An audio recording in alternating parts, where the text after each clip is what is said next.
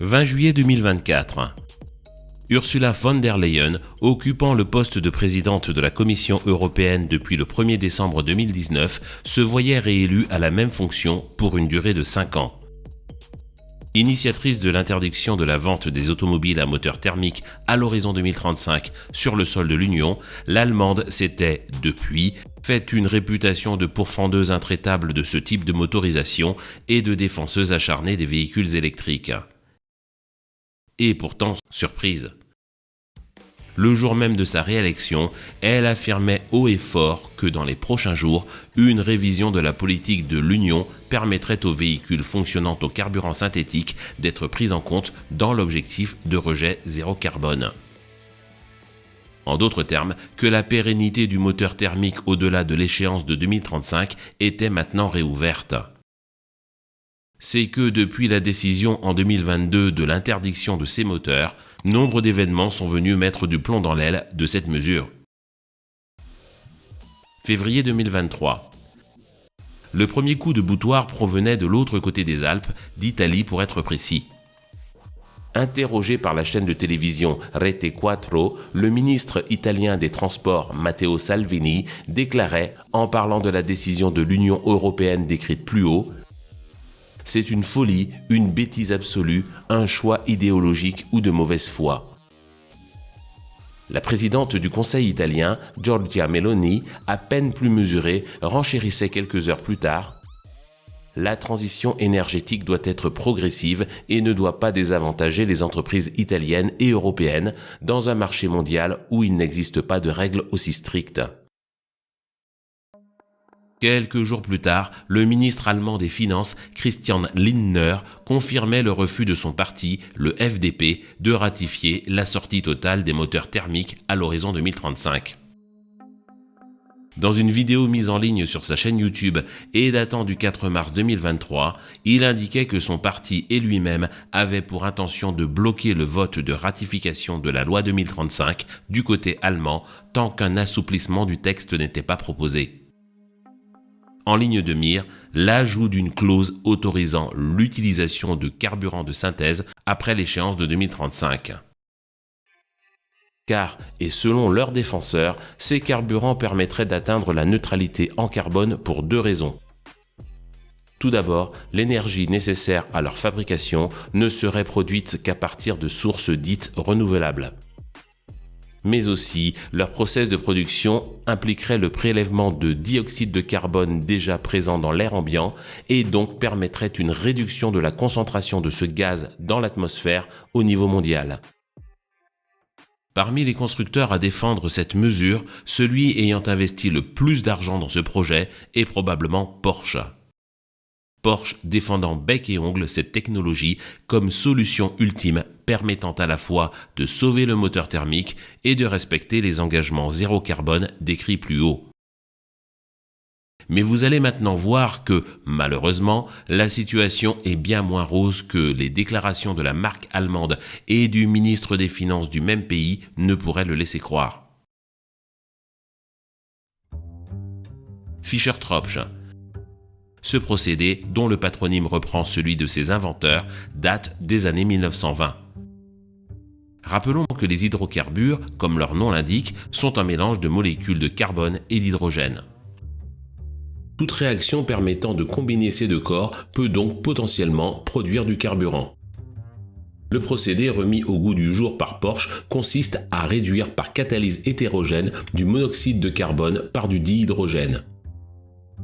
Ce mélange appelé syngas se transforme à la suite de réactions chimiques en 2 corps distincts, un conglomérat d'hydrocarbures de différents poids moléculaires et de l'eau. Un dernier traitement permet ensuite de séparer les hydrocarbures en différents sous-produits. Parmi ceux-ci, de l'essence ou encore du gazole. Le procédé Fischer-Tropsch a été utilisé à grande échelle dès la Seconde Guerre mondiale. Pauvre en pétrole, mais riche en charbon extrait de ses sols et de ceux des pays occupés dont la France, l'Allemagne hitlérienne produisit ainsi des millions de litres de carburant synthétique à destination de ses avions et de ses chars. Ce procédé est toutefois depuis tombé dans l'oubli, sa rentabilité étant peu comparable avec l'exploitation de pétrole brut. c'est que le rendement énergétique global de cette technologie est faible. Plus de 50% de l'énergie originale est ainsi perdue rien que dans le process de transformation. Et ce mauvais chiffre n'inclut ni transport, ni stockage de produits intermédiaires ou finis. Sur ce point et en comparaison, les chiffres de l'exploitation de pétrole brut sont autrement plus intéressants.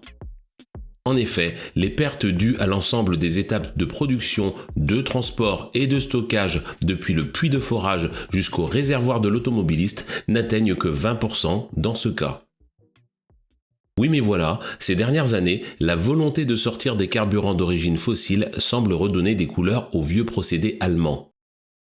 Et ceci d'autant plus que, rappelons-le, la solution proposée par Porsche présenterait un avantage de taille. Selon les dires du constructeur allemand, elle posséderait un bilan global quasiment neutre en dioxyde de carbone.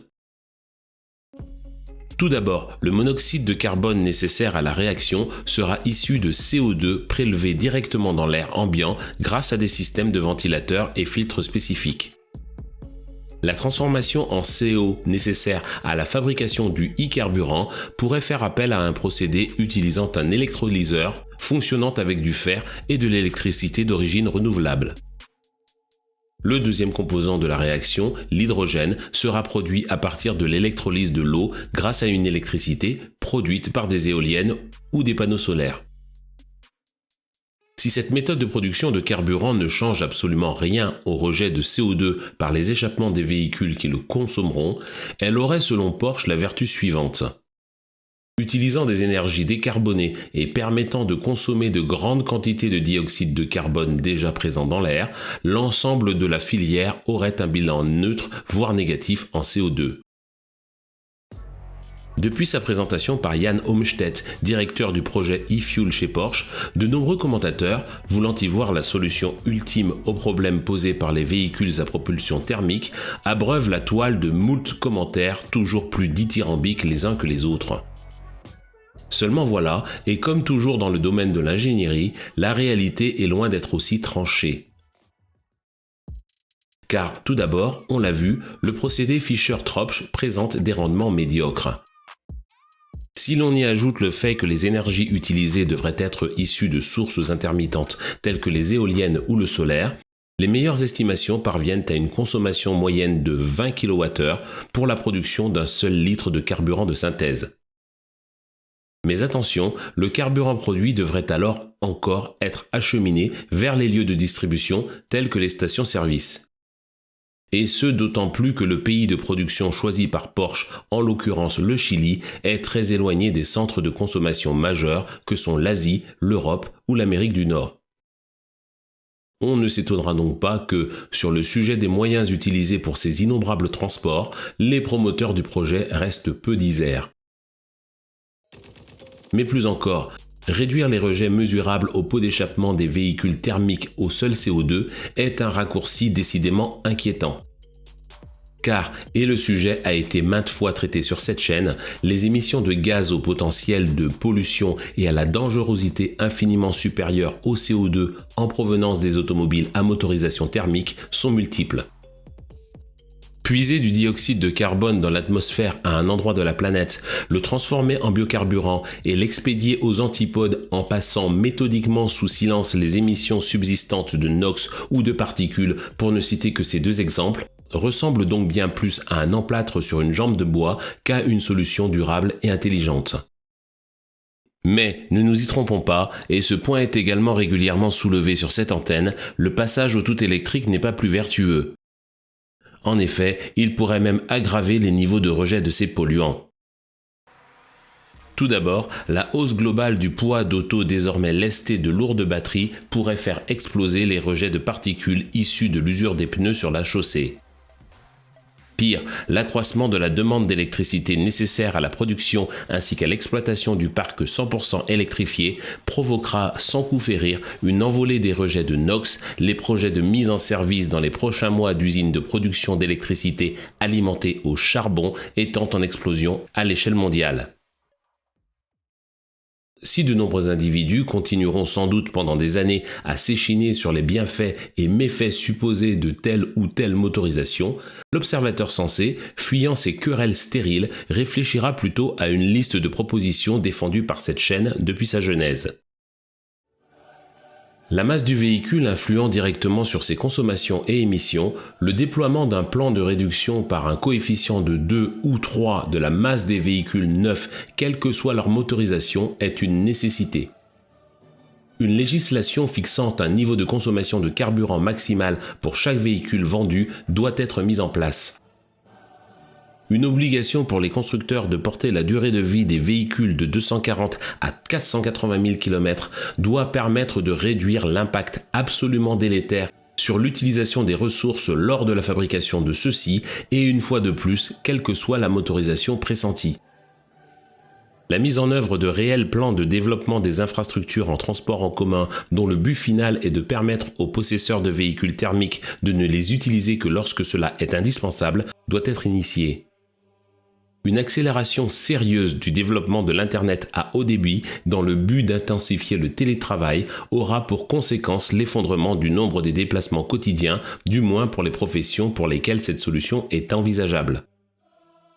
Mais aussi et surtout, la situation continuera à empirer à moins de renoncer au système actuel d'économie globalisée générant une demande quotidienne de transport et de déplacement de personnes, de biens et de matières totalement déraisonnable et inutile, cause majeure de pollution.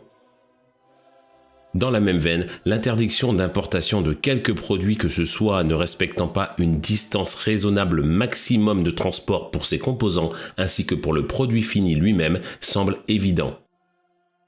Et finalement, la priorité absolue doit être donnée aux productions locales.